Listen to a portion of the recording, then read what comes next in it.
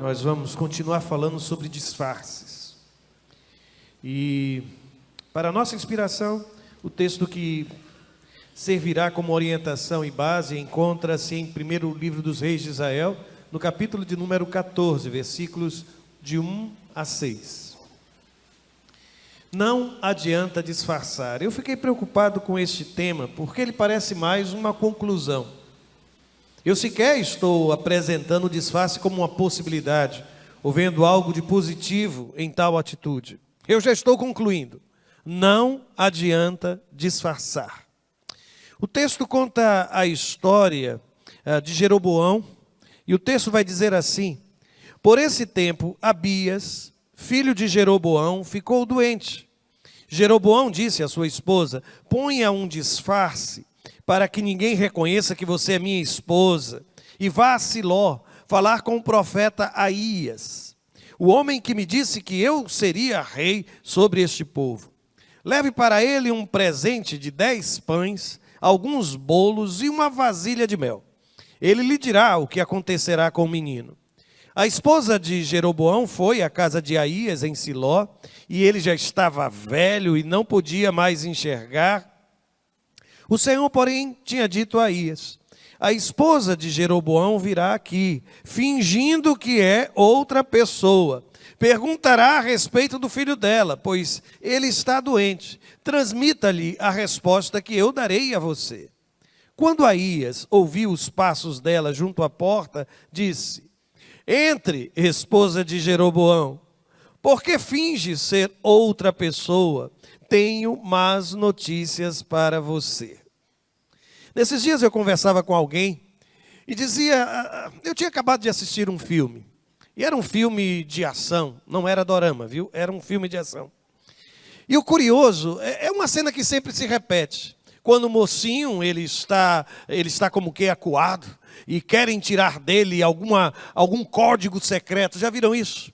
E ele é capaz de resistir em silêncio, ele é capaz de arriscar a própria vida. Mas de repente o vilão, ao invés de mirar naquele que é o herói do filme, volta a sua atenção e a mira de sua arma para alguém que ele ama. Você já percebeu que em todos os filmes tem uma cena parecida com essa? E o que acontece logo depois disso? Aquele homem que estava resistindo acaba cedendo. E querem saber, isso me levou a pensar que a dor de quem eu amo é o caminho mais curto em direção, inclusive, à fé. É impressionante porque esse texto que lemos, ele começa dizendo assim: por esse tempo, Abias, filho de Jeroboão, ficou doente. Quando o texto diz por esse tempo, está me dizendo que Jeroboão buscou a ajuda do profeta, a orientação do profeta, imaginou que no profeta ele encontraria uma resposta de Deus por uma causa muito clara. O filho dele estava doente. Mas o que me chama a atenção nessa história não é somente isso. Aliás, deixa eu tirar o peso sobre o coração, sobre a alma de quem tem buscado intensamente a Deus em função de suas dores ou da dor de alguém que está à sua volta, a quem tanto ama. Eu percorri este mesmo caminho. Eu estive na presença de Deus por muitas vezes e por muito tempo, ao longo de toda a enfermidade do meu filho. E eu quero lhe dizer que Deus não nos volta às costas. Deus não nos trata com indiferença quando a dor se torna a motivação para buscá-lo. Ele é um Deus que se compadece e tem misericórdia de nós. Mas eu vou voltar àquilo que foi a minha preocupação nesse texto. Na verdade, uma indagação. Deixa eu lhe fazer uma pergunta. Por que Jeroboão pediu que a sua esposa usasse um disfarce? Eu quase que faço uma enquete aqui, sabe daquelas que a gente já fez, para tentar encontrar uma resposta. Como eu não fiz, hoje nós abrimos mão de todos os recursos tecnológicos, deixa eu fazer o seguinte: já ouviu falar da técnica do cochicho? Cochicha no ouvido da pessoa que está ao seu lado, qual seria a sua resposta para esta pergunta? Por quê? Pode fazê-lo, não se preocupe não. Por que você acha que Jeroboão pediu que a sua esposa usasse um disfarce? Se tem alguma ideia, compartilhe. E eu vou lhe dizer, essa pergunta não é somente minha. Porque se você olhar no texto sagrado, no versículo 6, lembra qual foi a pergunta do profeta Aías? Ele diz: entre, esposa de Jeroboão, por que finge ser outra pessoa? Eu acho que essa, quem sabe, é a pergunta que deveria ser feita nos dias de hoje. Por que as pessoas fingem ser aquilo que na verdade não são? Por que fingimos ser outra pessoa? Por que fingimos não estar sofrendo? Por que fingimos que não está doendo? Por que fingimos que está tudo bem? Por quê? Por quê, meu Deus? Por que tantas máscaras? Por que tantos disfarces? E mesmo que a Bíblia me diga que quando Jeroboão orientou assim a sua esposa, foi no tempo da enfermidade do seu filho, eu quero que você se recorde aqui comigo. Você percebeu que Jeroboão, por exemplo, ele lembrava do nome do profeta. Qual era o nome do profeta? Aías, ok. Ele também disse onde morava o profeta. Ele lembrava onde morava o profeta. E também o que o profeta havia dito a seu respeito no passado. Não lembra disso? Está no versículo 2, a segunda parte, que diz assim: vá a Siló, onde é que morava o profeta? Em Siló, falar com o profeta. Qual era o nome dele? Aías, o homem que me disse que eu seria rei sobre este povo. É impressionante, mas nós temos lembranças. Nós carregamos memórias. E essas memórias estão em algum lugar adormecidos em meu coração e em seu coração. E o que me chama a atenção nesse texto é que em meio à dor, essas memórias, elas, como que, me permitam usar a expressão, ressuscitam dentro de nós. Elas voltam à tona. Sabe, naquele momento de crise, você vai se recordar que lá atrás alguém orou por você. Você vai lembrar do que sua mãe dizia, os seus pais diziam, quando passaram, talvez até por coisas semelhantes. Você vai voltar no tempo, e é nesta hora que eu fico a pensar, por que esse homem esperou tanto tempo? Porque não há registro de qualquer busca de Aías por Jeroboão ao longo do seu reinado. Quando ele fala com a esposa, parece mesmo que ela sequer conhecia o endereço onde morava o profeta Aías. E eu não sei se você se recorda, mas ele diz aqui, o homem que me disse que eu seria rei. Sabem quando foi que isso aconteceu? Jeroboão passou muito tempo exilado no Egito.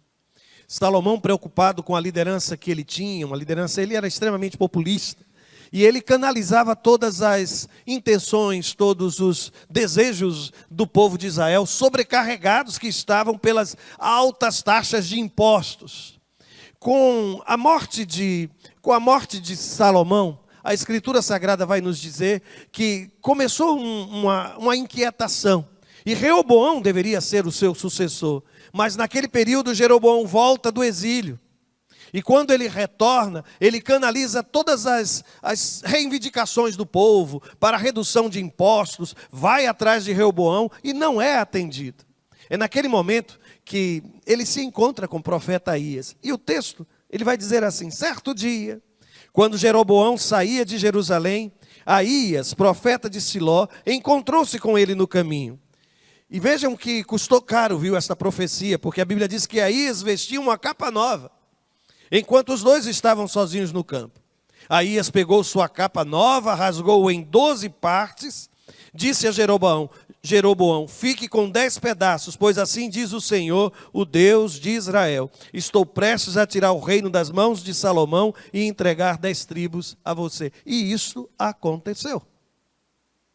É por isso que volto a dizer, ele sabia onde morava o profeta, o nome do profeta, e aquilo que lá atrás havia sido mensagem de Deus para a vida daquele homem. Mas parece que o raciocínio dele mudou completamente. É impressionante como algumas pessoas pensam que podem comprar o favor divino.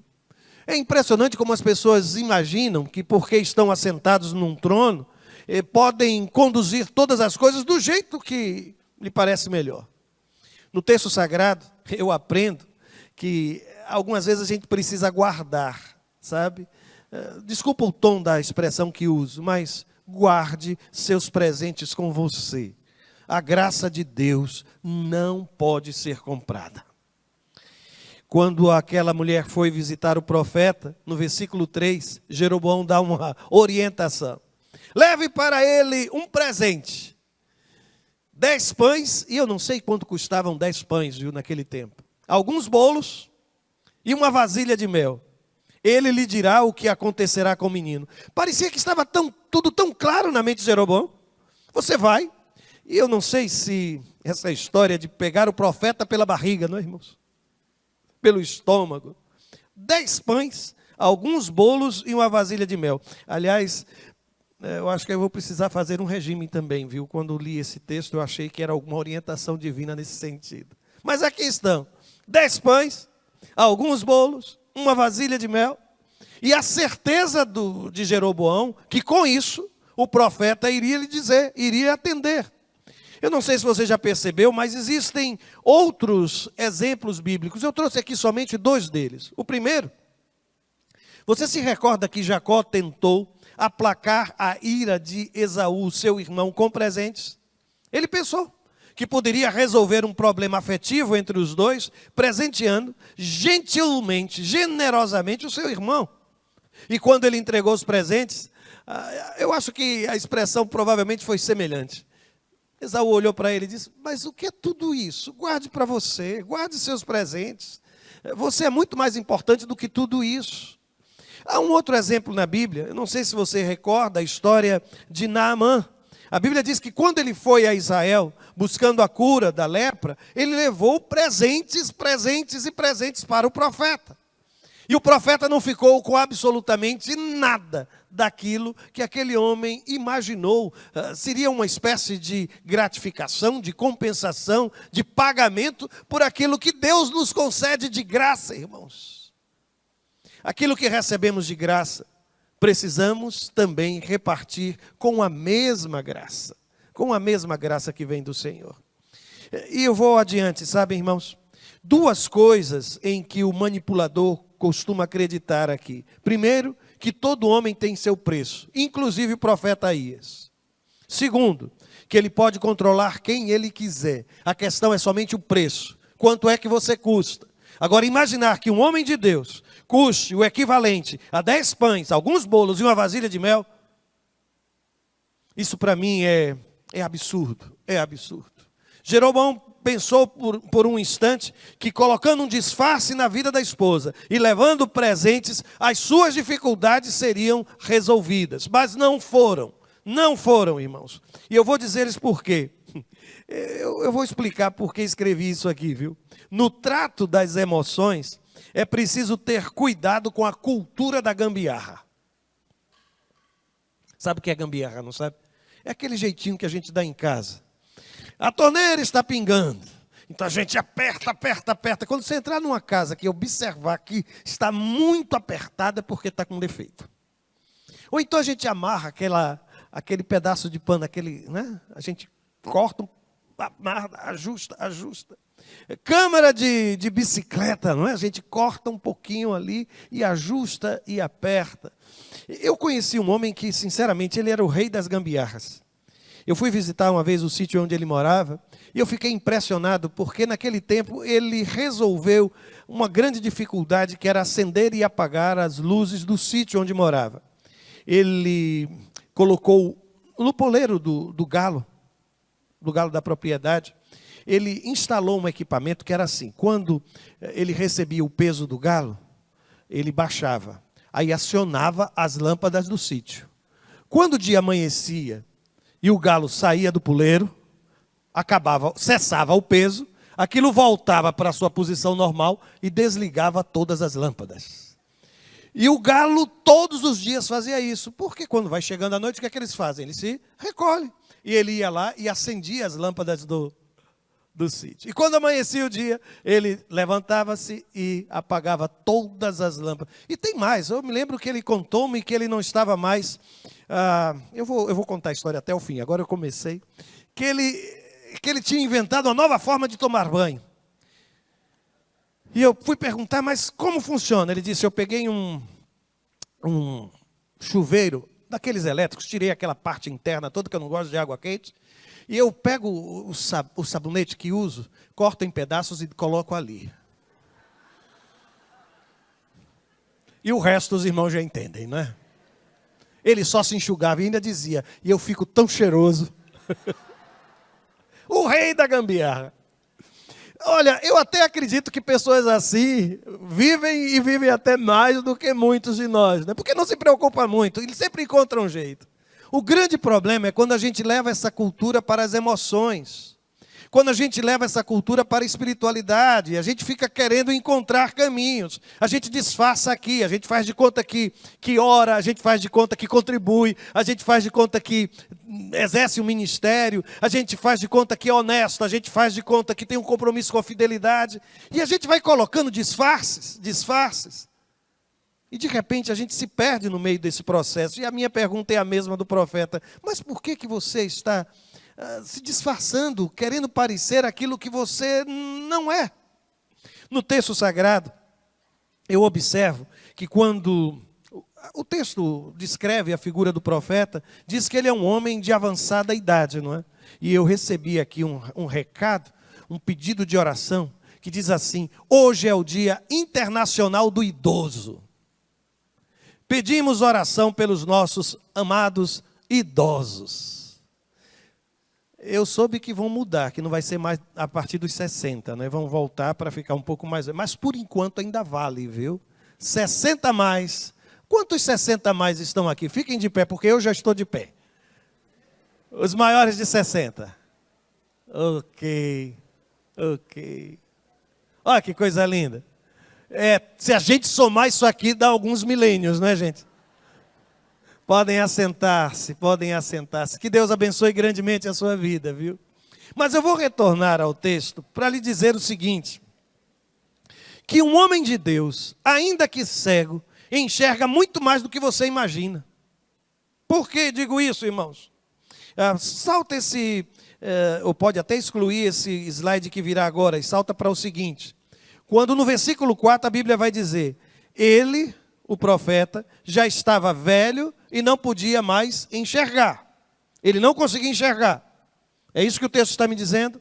Mas você já observou que às vezes a gente se preocupa muito com aquilo que a gente não consegue mais fazer, com aquilo que eu não tenho condições de fazer, com aquilo que é a minha limitação? Mas no texto sagrado, é como se Deus estivesse dizendo a mim e a você: não precisa se preocupar. Deus vai lhe dizer o que fazer. Por quê, irmãos? Olha como a Bíblia vai descrever a cena da chegada da esposa de Jeroboão. A Bíblia diz assim: o Senhor, porém, tinha dito a Aías. Notem que, com a leitura do texto, o que a gente observa é que aquilo que Jeroboão intencionava fazer, Deus já tinha se antecipado. Antes dele conversar com a esposa, Deus já tinha dito ao profeta: olha, a esposa de Jeroboão virá aqui, fingindo que é outra pessoa. Perguntará a respeito do filho dela, pois ele está doente. Transmita-lhe a resposta que eu darei a você. Ele já sabia. Eu quero dizer a você que Deus se antecipa. Deus se antecipa. Antes que Deus irá colocar no seu coração. E eu não sei se você já passou por isso, de ter aquele sentimento que Deus estava lhe preparando. Eu vou dizer uma coisa, irmãos, eu não sei se eu mencionei isso, acho que não. Mas quando nós estivemos aqui no Glorificai, primeira edição, a Cláudia veio a este púlpito e no seu momento de testemunho, ela disse que precisava de 4 amigos. Quem aqui estava para lembrar disso? Pronto.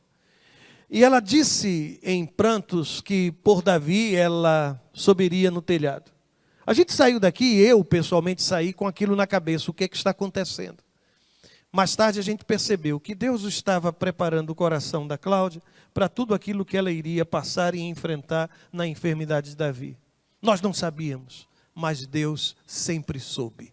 Você não sabe, mas creia que Deus sabe o que fazer. Deus sabe. E o que me impressiona na história bíblica, irmãos, é que, veja como ele descreve a cena. Ok, avança novamente para o slide 34, viu? Porque eu acho que eu separei depois. Diz assim: quando Aías ouviu os passos dela junto à porta, ele era o quê, irmãos? Ele não conseguia ver, mas ele conseguia escutar. E foi com as pisadas, não é? Aí o texto diz: quando Aías ouviu os passos dela, Como sabia aquele homem que é? Eu não me pergunte.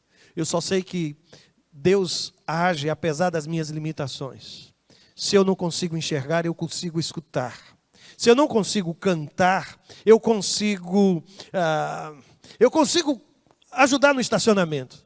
Se eu não consigo ajudar no estacionamento, eu consigo trabalhar na introdução. Se eu não me identifico com isso, há algo outro que posso fazer. Sim, eu toco um instrumento. Não, Deus tem me dado o dom do ensino. Deus tem me dado o dom da misericórdia. Há um espaço para você no reino de Deus. Por isso, pare de ficar se lamentando por aquilo que hoje, Aías, um homem de avançada idade que sequer enxerga, pois foi este homem que Deus usou. Foi exatamente este homem, com todas as suas limitações, que Deus usou. E aí o texto vai me dizer, olha, ele diz assim, entre esposa de Jeroboão, olha, se eu fosse a esposa de Jeroboão, naquela hora eu teria tomado um susto tão grande, irmãos. Porque você já imaginou, ela toda disfarçada, saiu de casa escondida, aí vai, disfarçando, como se não fosse a esposa do rei. Está tudo sob controle. Está aqui os bolos, os pães, mel, afinal todo profeta gosta.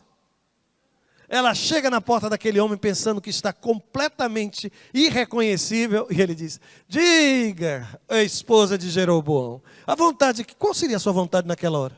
Dar meia volta, voltar para o palácio e dizer, Jeroboão, não deu certo. Só tem ele aqui, eu vou falar, Jeroboão, não deu certo, viu, Jeroboão? Os nossos planos foram água abaixo. Nada deu certo, absolutamente nada.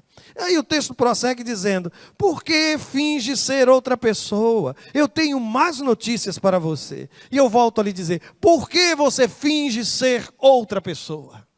Às vezes, irmãos, nós mentimos por coisas que são tão tolas, tão banais, porque já nos acostumamos a fazer de conta. Não precisa. Deus ama você. Você acredita nisso? Que Deus lhe conhece, e mesmo lhe conhecendo, lhe ama? Que Deus me conhece, e mesmo me conhecendo, me ama? Porque às vezes quando a gente se envolve num relacionamento afetivo, amoroso, a gente esconde do outro aqueles que são os nossos defeitos, né? Porque a gente tem medo de não ser amado. Mas você já imaginou que o amor de Deus é aquele que conhece você, mais até do que você mesmo, e ainda assim Ele olha para você e diz, eu te amo. A Bíblia diz que Ele nos amou de tal maneira que deu o seu Filho. Isto é um amor, irmãos, que eu não consigo sequer descrever. Mas eu não vou tecer comentários sobre esta última parte, quando ele diz, tenho mais notícias para vocês. Se você quiser, depois você vai no texto bíblico e vai ler que realmente aquela foi uma enfermidade para a morte e desencadeou um processo muito doloroso na família de Jeroboão. Porque o que eu quero que você de fato entenda é que em algum momento as máscaras vão cair. Nenhum disfarce, irmãos, permanece até o último dia de nossas vidas. Em algum instante a verdade vai vir à tona. E a decepção vai ser enorme. Especialmente daqueles que construíram com você uma relação de amor a partir daquilo que você não era. Daquilo que você aparentou ser. Daquilo que foi o seu disfarce. Ninguém quer ser amado com disfarces, irmãos. A gente quer ser amado de verdade. Amor é quando a gente consegue ser exatamente aquilo que a gente é na frente do outro. E nenhum relacionamento subsiste com mentira, com engodo, com disfarces. Escolha sempre a verdade, porque o Senhor é a verdade. Cristo é a verdade. Mas deixe-me lhe dizer mais. Eu vou insistir no que disse há pouco. As suas limitações não vão impedir o propósito de Deus. A palavra que é aí deve ser retirada da sua leitura. Suas limitações não vão impedir o propósito de Deus. Não vão, não vão. Um homem de avançada idade, que não mais enxergava, mas foi usado por Deus. Eu não sei se você se coloca no... Normalmente a gente faz isso, né?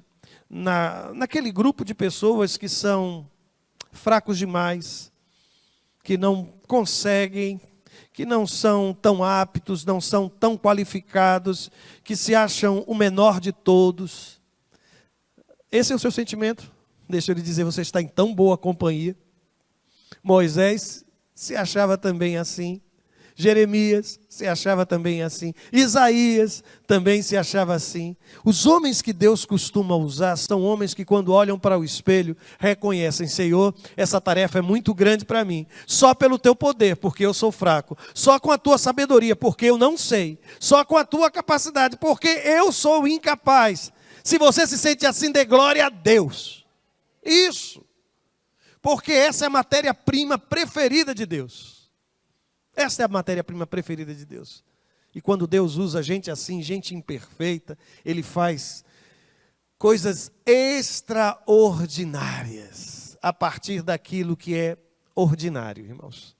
Deus faz o sobrenatural a partir daquilo que é natural. Ontem eu pregava num casamento e estava lhe dizendo, eu fico impressionado, Jesus tem um poder de transformar o simples em especial. Ele vai cear com os discípulos e tem um pouco de pão e vinho. Se nós estivéssemos lá no primeiro século, provavelmente, ao longo do dia, na mesa de uma família judaica, sabe o que ia ter, irmãos? Um pouco de pão e um pouco de vinho. Se fosse aqui no Nordeste, seria uma xícara de café com um prato de cuscuz. Era algo normal, era o que eles comiam todo dia. Mas Jesus, quando Ele toca aquilo que é normal, aquilo que é natural, aquilo que é comum, sabe o que acontece? Aquilo que é comum se transforma em extraordinário. Aquilo que é natural se transforma em sobrenatural. E de repente Ele olha para mim e para você e diz assim: aprenda a ver no pão nosso de cada dia o meu corpo. Aprenda a ver no vinho o meu sangue. Faça isso. Você consegue, basta trazer à sua memória que isto aqui, a partir de hoje, é símbolo da minha vida, do preço alto que paguei, porque eu te amo. Meus irmãos, isso é tão poderoso. Isso é tão poderoso. Que aí eu penso: Senhor, eu só quero ser esse pouco nas tuas mãos, porque o muito é o Senhor quem faz. Eu só quero ser esse que não sabe, porque tudo quanto eu preciso vem de ti. E por fim, minha última palavra, eu vou lhe dizer: olha, seus disfarces não mudam os planos de Deus. A profecia dada por Aías foi muito dolorosa para aquela família. Aquelas coisas iriam acontecer. Mas os meus disfarces não mudam o curso da história.